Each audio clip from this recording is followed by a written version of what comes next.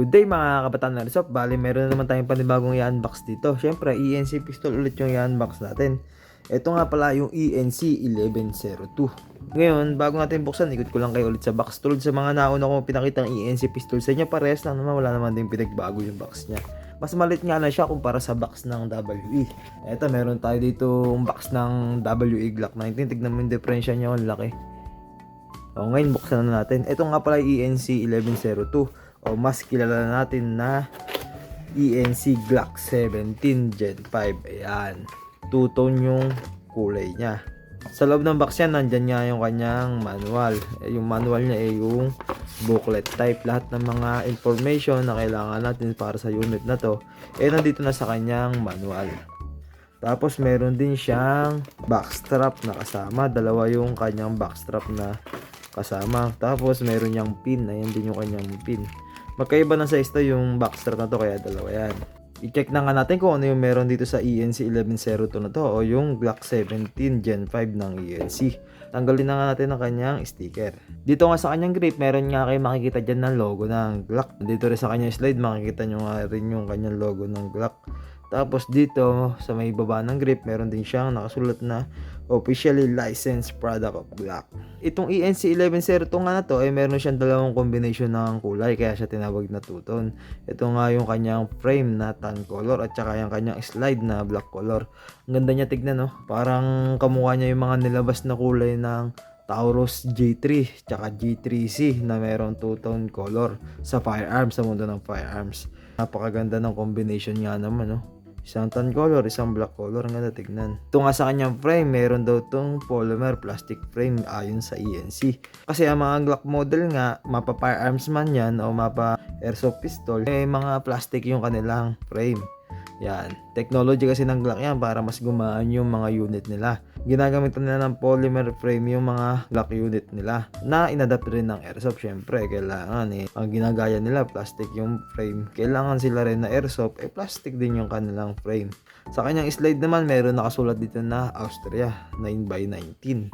Tapos ang kanyang sight yung stock sight pa rin ng Glock. Meron din siyang railings na pwede natin paglagyan ng accessories tulad ng flashlight at laser. Isa sa magandang katangian ng ENC 1102 o ng mga Glock 17 Gen 5 meron na siyang ambidextrous na slide stop. Pwede siya dito sa right-handed, pwede rin siya dito sa left-handed. Ayun, no?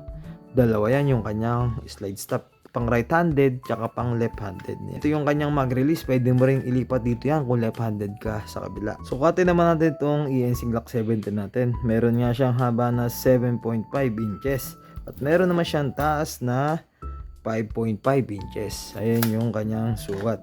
Ganito ang itsura niya kapag nasa palad natin siya. Ayan. Pag dalawang kamay, ayan naman yung magiging itsura niya. Ngayon, timbangan naman natin siya kung gaano nga ba siya kabigat. Wala pa tayong insert na magazine para malaman natin kung gaano siya kabigat kapag wala pang naka-insert na magazine. Yan, bali tumitimbang siya ng 500 grams. Nasa kalahating kilo yung timbang niya kapag walang naka-insert na magazine.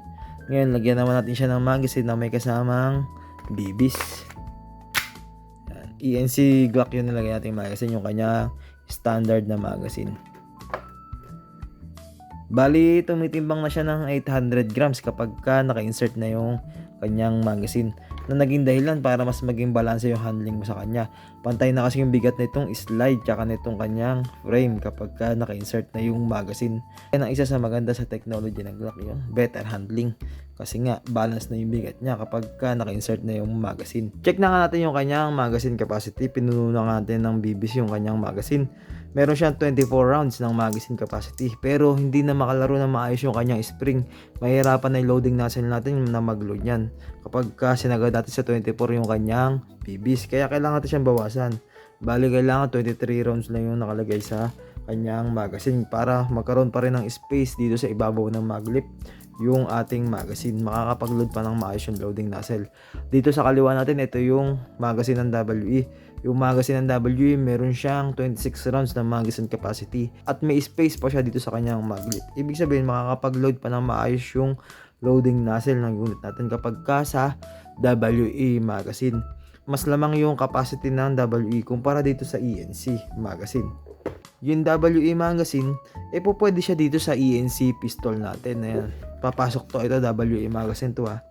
Papasok yan at puputok yan kapag ka ginamitan nyo ng WA magazine tong ating ENC Glock. At ito naman yung ENC Glock, pwede naman din siya dito sa WE na airsoft pistol. Gagana rin naman yan, sukat lang sila. Ito, meron tayo ditong long mag ng WE. Sukat din yan dito sa ating ENC Glock. Gagana siya kahit na magkaiba sila ng brand. Marami kang option para dito sa ENC pistol mo na magazine. Kapag ka nabitin ka dito sa ENC magazine na meron lamang na 23 rounds capacity, gamitan mo ng WE magazine. Chrono test na nga natin para malaman natin kung gaano nga ba siya kalakas.